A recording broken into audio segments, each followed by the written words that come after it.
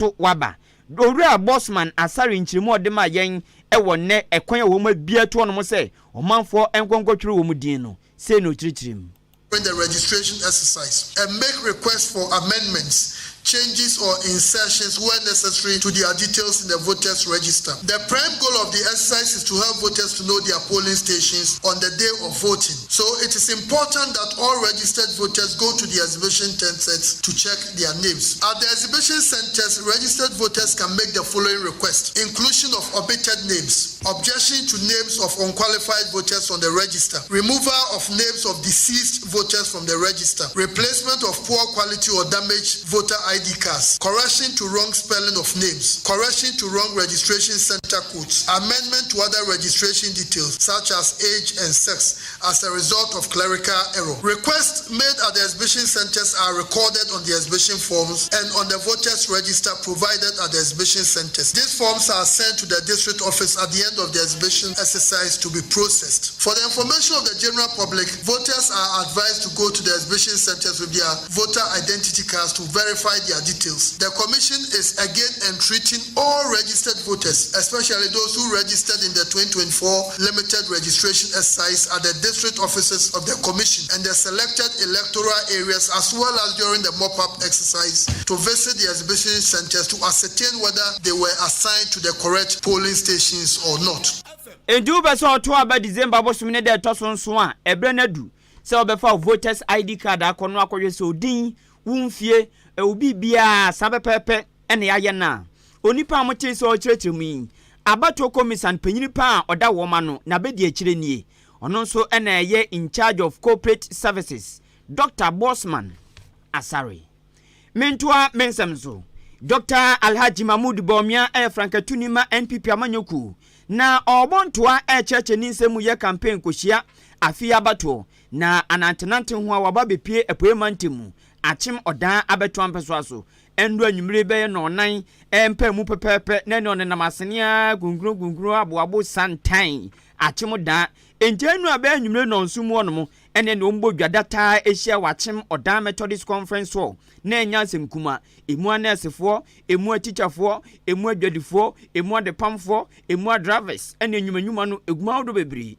ne yemfrafra na enya semketwa e wachim dan Methodist conference hall na ne ehobode papa oduro no a ena hyensudie kokko fita ena blue kokko fita ena blue ndeminim ne twi na ne edi ahimsa na ese kukrudu obi anko kan papa ho wom si eshi e wachim dan conference hall na nya semkuma na eno na adwumadie ne koso e wachim odan na nini na no efamabunu ho eno nti edin da so e youth connect na so omni mabunu no na ekasie ni ankasa entanura dwumadie na se ana Frankatunima NPP amanyoko Dr. Alhaji Mahmoud Bawumia ka cheche mabunu wachim dan ene Ghana ni na se afia ba ye kwakoto no etiawa abato no ejina daachi ene de atwam daachi ene de atwam na ewiase nsuye na aye bobra ko yanim obi anu no bobra se obesan akonachi enu nti ana brempo ekonanim ke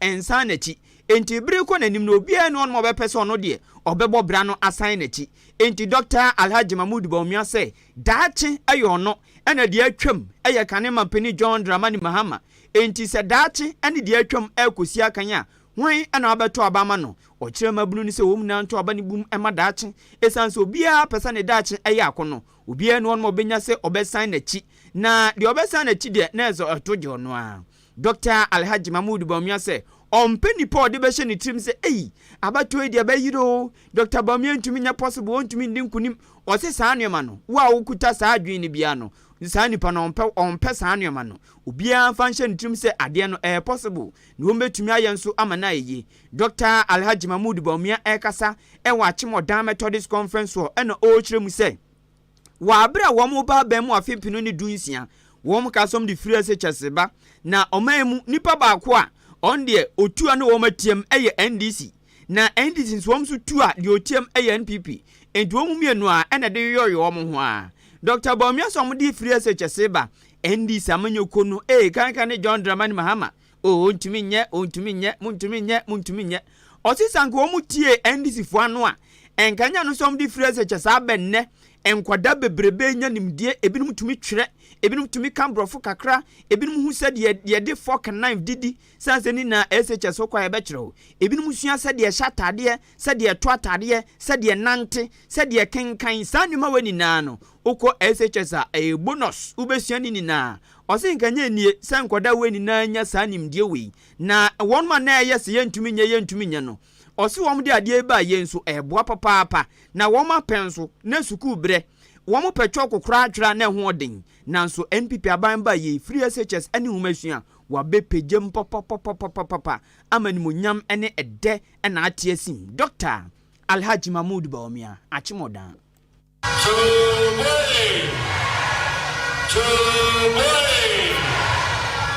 This election is a choice between the future and the past. It is a clear choice that we all have to make. My opponent is from the past, and I am going to take you to the future, and I want you to come with me. With a mindset of clear possibilities, we can achieve a lot. It is possible. Choboy, if we had listened to my opponent, today Ghana would not have had free senior high school education. Today we would have still been grappling with no chalk in schools. No chalk in schools. But today, not only do we have chalk, we have tablets. Computer tablets that we are distributing to all the senior high school students in Ghana. Dr. Alhaji Mahmoud Bawumia Andrew we Achimodan conference also a conference center. Na nya asem ketwa na panyini san to aso e ka biem se ebibremi anum se nina. Ghana pe ene omaya yadikan a ya cheche tablet ama asuafo wo senior high school ebinsi wa bibremu da Ghana penny omanya yedikan Dr. Bawumia Sanka biem se Fourth Republic yi NPP aban we mprempren ya ono na ye mampani abede chire na His Excellency Nanado eye mampani ankasa no wo mo pe ene aban a wo matumi adiska wura technical vocational education mu wo matumi aye akwan dodo pa wo matumi aye keteka akwan esisi school dan esisi ayarsabia biaya ye behwa ma wonidi akoso biaya mabunu bedi agro akokansie parki ene astroturf yi wo mo pani aban a wo maye bi papa e wo Ghana Fourth Republic abakosemu eno nso okire mu sei we are the first country in the whole of Africa to distribute tablets to every senior high school student. We are the first country. Not only have we implemented free senior high school education, we have also implemented free TVET, free technical and vocational education. And we have invested more in technical and vocational education than any government in the history of Ghana.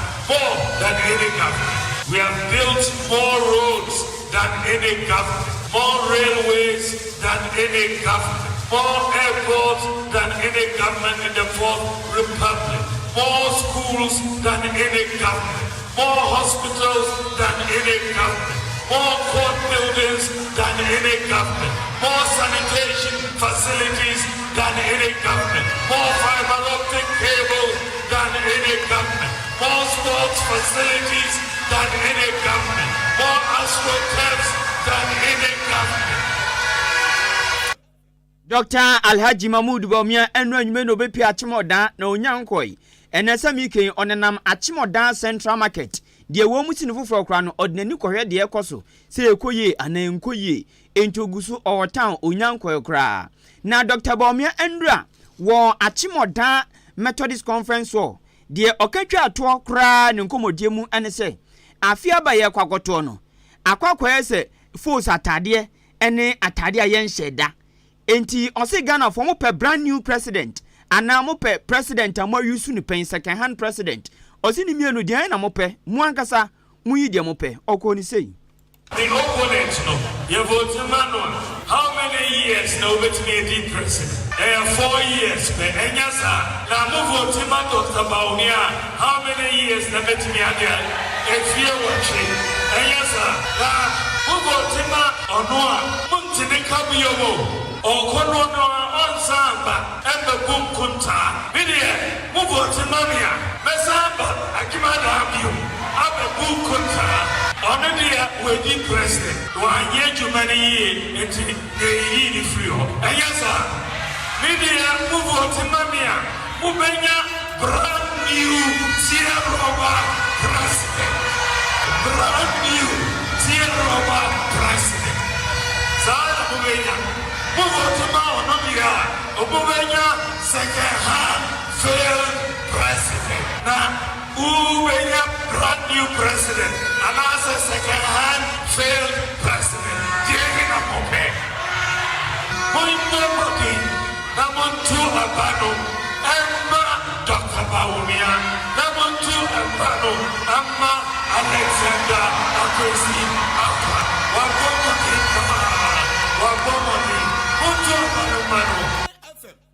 Onipa moti so akase ya Franka Tunima NPP amanyoku. Dr. Alhaji Mahmoud Baumia Enra odwe nina tudwa ewa Achimodan Conference Hall. Eno ewo Achimodan ya Brim Central. Ehonsem ena wate no na adwumadie kro na ase oba na nya no nko anenam one dom ene bae na emu ba ko ye nipa ba kwa na nkone ne pre se wonne pre Franka Tubre dibre no no ne ne na pre oka woma na pre no hu bi engineer Kwabena Jay Japan na papa no abato no ba na wie no wanya woma na pre doso na oka hu bi enti wanya na oche se ye na ya manyoko ba ko nti ene papa fiti wono mo one Dr. Baumia wom chimba final form baby a Dr. Baumia be fa bia no dinachi baby obefa bia no dinachi obo no sade bia obe ni campaign na bia ono nso aka no owura Kwabena Japan enu ono so be pia Achimodan ena papa yi adi tudwa na ochire mu se emabu na mo Achimodan ene Ghana ni na munti asem ne kura ni asem de bi yesi Dr. Alhaji Mahmoud Baumia ozi papa yi onim na bakwasem onim na bra bomu nsem onim sade na ote ba bi ofi ene ba bi wa bedru Ose Dr. Alhaji Mahmoud Baumia taxi a mutun beberebe woda ene Ghana hai ono watwi pen Dr. Alhaji Mahmoud Baumia so obi sini dan ana obi ya adwuma bi no pe apaafo eno waye bi pen se Dr. Alhaji Mahmoud Baumia ye ka abusia tu biribi na wo masetrem eden a Dr. Baumia na busia sana na etie enti onim sade oyawte onim sade ahokyerete onim sade kom hwewa etie onim sade nsukom de wa etie enu ntima bunu no ade ntina momfa tumi nhye ne nsa na oba ontimase no ne montena ne fefefe so na one mumbu oman owura engineer Kwabena Jay Japan wono nso nsem okache mabunu no se wo mumma Dr. Alhaji Mahmoud Baumia konya na omrama emampani esanse otimabu na se enu nti one mabunu betina ye na obia eho ato no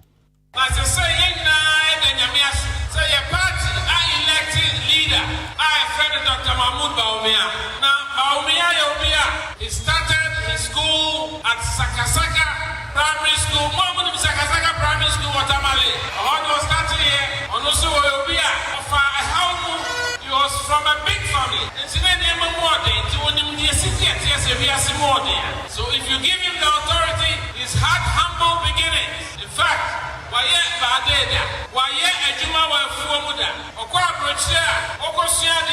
he became a taxi driver. Taxi driver Suda. Canada. To support his education. Now, workshop. He's a leader who would know how it feels when the next meal is nowhere to be found. He's a leader who can share your pain and your vision. I mean, the idea before when I want to say his character. In politics, character matters. Politics is survival here. This is a man who has personal integrity. Bank of Ghana, Vice President. Nobody has been able to put a speck on debt on his share. That is the kind of leader we need to promote us into the next republic. Owura Kwabena Jay Japan sa to aso kan bia mu se Dr. Alhaji Mahmoud Baumia nipa bia odini kure ompe engunsungunsu ompe papamu ompe mitumi ne hwemom ompe metumi ne na hwebom on pesa ampa pemunu oyo nipa bi a openkabom opasomdwe openokore kyese opeodo bibi bia sa nyoma we ni nani ju nemom nyoma basa ne de keka de nani nye ho kra na osan kan biem se Dr. Alhaji Mahmoud Bawumia eni suade hunu a ewo nani so no se yamfo man anhye ne nsa ne de komani pofofro ewa afimpinu ne adunu nan abato mu dia onim ba bia Ghana ye de ni be kire de nanso se de tumi ni ma Dr. Alhaji Mahmoud Bawumia obetumi de nsasi ne bu pam ti se bema mu aka ni pensa Ghana ye de tumi no ama nipa osefata na ode ebeko ba bia ye pese yeduru. Or no, he's the one who has the vision to drive this country into a new direction. I believe Dr. Mahmoud Bawumia will elevate the country, push us, develop us, and take us. He's a man of action. He's a man of vision. He's a man of dedication. He's a man of honesty. He's a man of vitality. He has the energy to drive our country. Let's put our faith in Dr. Mahmoud Bawumia. All of you believe that he's the one who's going to drive our country into a new direction. So let's put our hands together, and I'm very confident. Ahenkan Akan.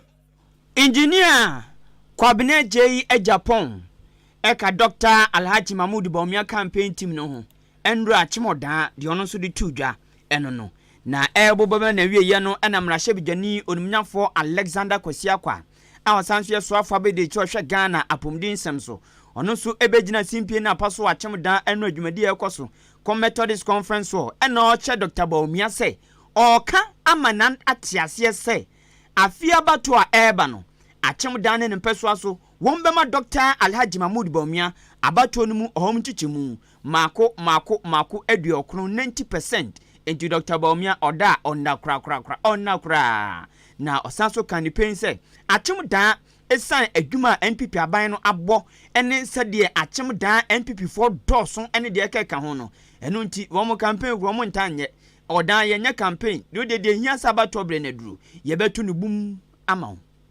Achimda hadia yenye campaign mewa. Achimda yenye campaign. Yemi baba yemisa. Ye baba chile Dr. Bawumia. Senti ya yesi. Achimda ababano 90%. 90%.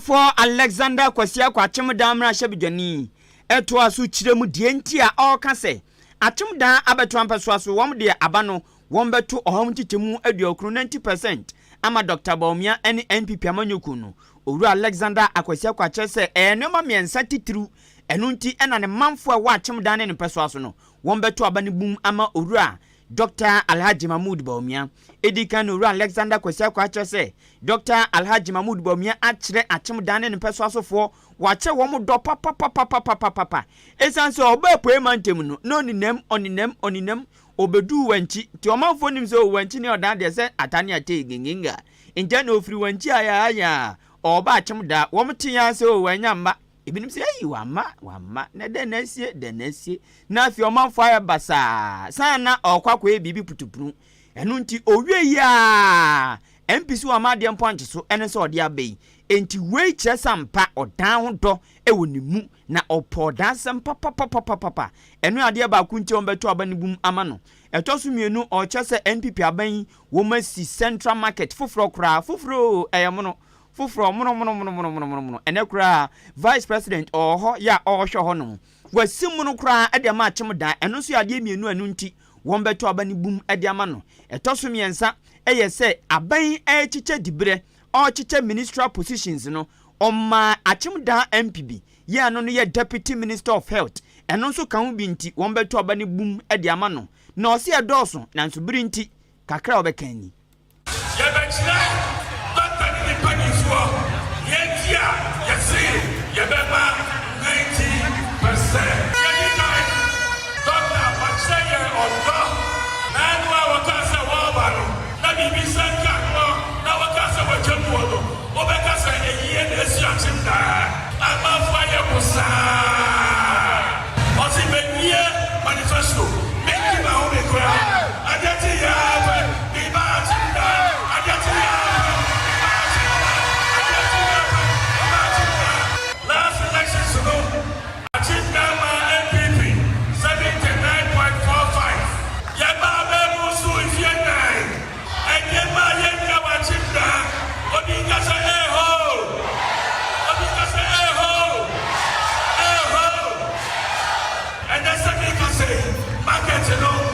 Akubeli na ekofa kotone wo. Bebwana. Ya tosu yenu eshokoye. Ama yeskuda suya bibaye. Ya kwakachia dotape. Osibehe meya mamo. School sasu bibaye na. Ayamono chia. Bebwana. Wadiya. Adajeni muti. Befala suma enjatu. Agenda. Sayasiya beba 90%. Na ewo sekintia. Na saya yasiya chicha post. Yaya beshafo. Yaya mwa yasi agenda for. Yema akwasiya kwanso. Deputy Minister for her. Bebwana.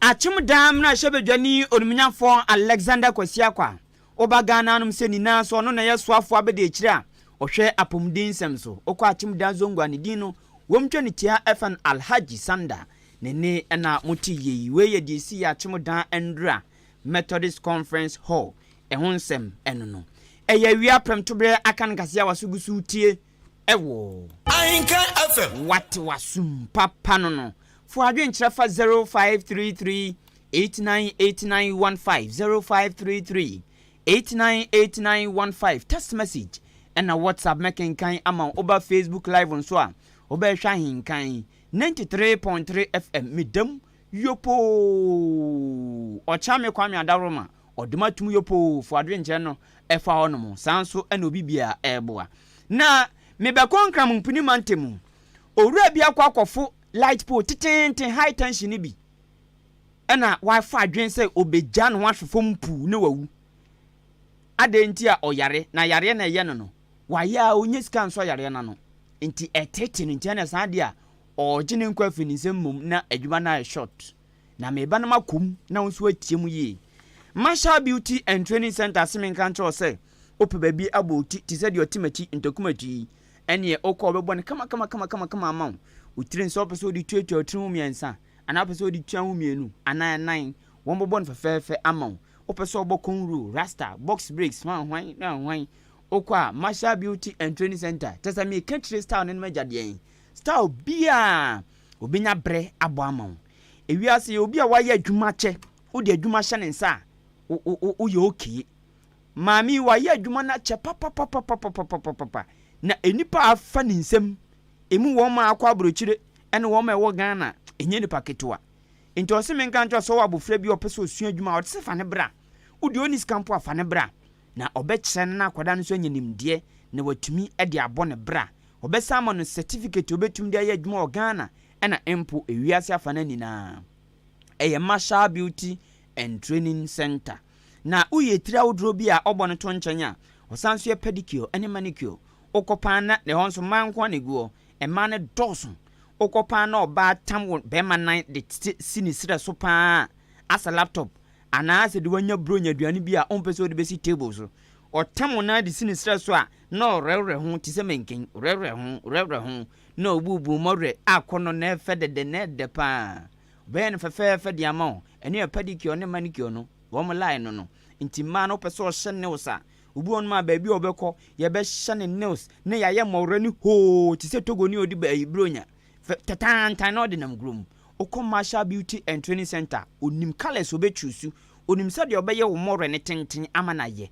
ebeye fe upia ho be ya kono ne ya toto sese no anya ware ntem Marshall Beauty and Training Center me pa cho de opeso ye fa ho makeups etrebo mawre ne de ka kan no fa kwadan no adwumayefo dɔson apprentice ne so dɔson enu nti oye door to door service so baabi na ntumi makrom a frɛ keke obeba be ye de opɛ ama wo achimodan odu baabi a traffic light won na ye sɛ de wo kɔ nursing school mo no kwan finfin a ɛna obehu no ne number 0208 309 581 ana 0244 171 667 woni Marshall Beauty and Training Center enkasa na diopebia onyema odi media network yetonton TV air conditioner fridge washing machine rice cooker blender ceiling fan iron sanima weni na no so pebia to na osika enso a brabetua fa ne emfama woni ema obosome miensa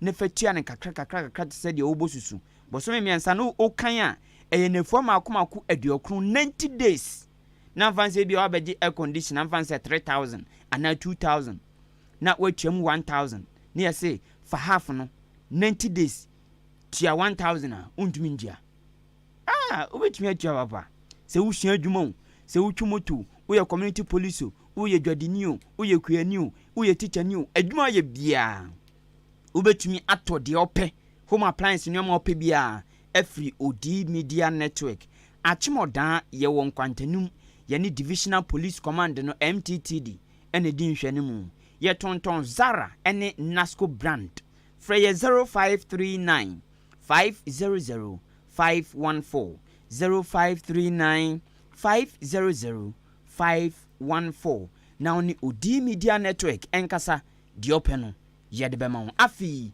mikowie kase no ewo mfimfim mantem Ahenkan FM kafra enkram mantem na meko na enkram mantem na meko ashaman owura bi afa no Alfred Agoma dodo na afa no Yehowa Nyagbe na Yehowa Nyagbe o yare bi wono so a ne kidney no na ohawa bam enti o kidney cancer na papa yi yesi wa ya kidney cancer yi ontumi na o de hospital a sika ye bobo kire ne saa de ekeka no enti abuna bam wa pem so a ontumi entu saa yade yase na abedane adwendwen e wono so sika nso mo gyenso a oni saa sika yi bi enu nti Yehowa Nyagbe oye ya no se na den kra na yare ba kupe kidney cancer ma pem so mintumi ebusuanfo yomani amame obi ayi nani amame ana obi agya ne ba ko ede ahye mensa enti papa trans ya no se da bi o de obekunu ho na ade no ayetie ekoba ne sape yare o sika o adwendwen bibia o na ni na etu atwa eye papa ya adwen a ofe asa agro wo mu ane se ashaman high tension bi de yede light woman na nam so titintini bi o akwedi kakran o sha se no tare ho te se de okodin zamoni obi okodin zamoni anajo no tare ponjo obi adwin se bi a okotena ponu mpo na ahwade na okogina home wo mu wan se papa kri wa full high tension no wako wiem ba bi a wo yese no no adanya na adwen hye ne tirima ne se odusu ono ma na wa se restaurant no na wagya no ho afiri soro hu efom pu entomu na pena wombo amane enene wom ye ntem no mkodum wom disconnect sa line na na fire service for ni mu police for efo ya na mo dede na papa isi na osi ya ogbo na mane no se no kan because I didn't hear me no. And I make health center, Ashama Polyclinic. And no master directed me to Temajana Hospital. After the Temajana Hospital for Muso, so almost miss uncle UGMC. Manantia, my breath. Nanka, and let me imagine, Miss Uncle or no, but almost me call no as can mean to me in Trinity. And the Minkona. Enti Yehowa Nyagbe ani di ankasa de Alfred Agoma ankokofu poso obeja no ahwefom no awu no ena wom de no si ya ogbo na mane na enu achi fire service efo a wom kokoje papa free sro ade nbesi fom boko rescue team no de oda no nso ekasa kire yamane boni kufi Yesu sei Demand teamwork ube sa oba police wo na isi je na yensu teamwork ana ye demand so ati asie tinyamia do ba tinya yi na ase pom pepepe onyamia do won say so far to me business am to me kasa no so onye conscious na ebia na jimu na aka ni kakra mi bi sa na asem no kire ni din de bi ofre o se ofre Lebanon zone 2 ni bi ni what the name Yowa what Nyato also of zone 2 ti o se ni kasa mu a o tire se owo kidney problem it's a kidney problem no and so ordinary to busa force wa hwa saa obi antumi ye den emboa no ofa enye to ye na jin se o kami top na eja wa koye ni BBI wa koye ni lack ni short so ati ati tiene o ya no short kra rescue team mko yi papa free light pole no sro abesi from high tension so no ana mote se o kase yi eha enam de awia pem tobre akan kase no esi me for manfo adwenkyere ba komenu aba adwenkyere ne ba na akotete hu se korura himfon odoi tema o se Ghana fo enya gidie e wo Dr. Alhaji Mahmoud Bawumia mu na why ready say obeche Ghana e de yakọ boshe asase so o se JDM de never sune never and ever amen enti ne de ode bae no na nakwiam aboaten so edifa Blekuma Central o se breaking the 8 no more than possible possible papa o se NPP manifesto no chese eji ne ho na otum se nnuama wom so nnuama pa o se I can see the NDC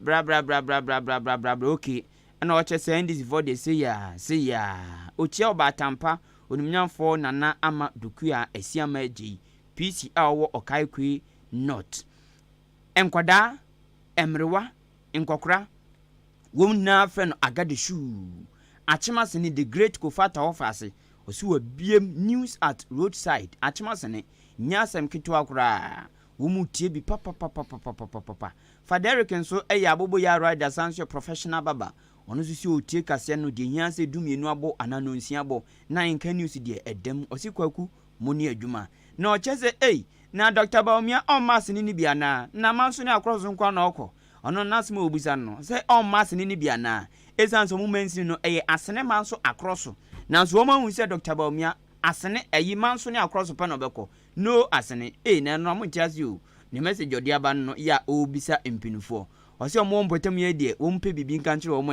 no mo bo entom ye we say good afternoon why ni na ye tio life every achim ayiribi o se me pato kache Dr. Bawumia and ni team ni say we will never and ever lead this country as okay also mundi Ghana nimu da wo mo fatumi ni ma no wo mo mfama ne enfama ne china inti Dr. Bawumia ni team a wo mo nenam etototom futurom ni akwambone nso abepi odan ene ni potem wo mani abre campaign no wo mto madwum enfutu no ebebo mo kwa enu a motor ride odi wo manim police ni no mfutu dwale no dum say yes agoyi ebi awurawura na ni ase pa kakra be kan obia enjo say o mo forget na tumi no nyade a wo mbenya ne enya ne china o si JDM John Dramani Mahama all the way he is coming like a kai. Greetings to Honorable Jaja incoming PC at Mansa Menzino and the message of their babetum enono